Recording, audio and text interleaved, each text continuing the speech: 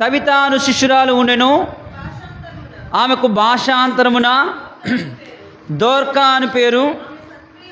ఆమె సత్క్రియలు ధర్మకార్యములను బహుగా చేసి ఉండెను. చాలండి.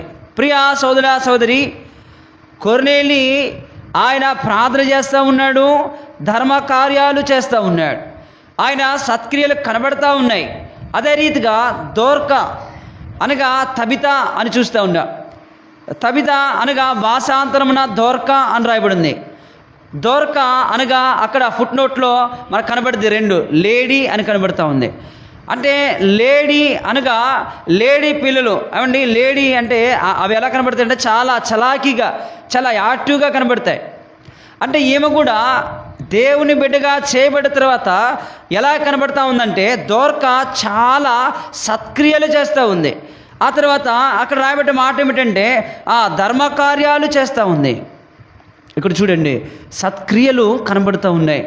కొర్నేలిలో సత్క్రియలు కనబడుతూ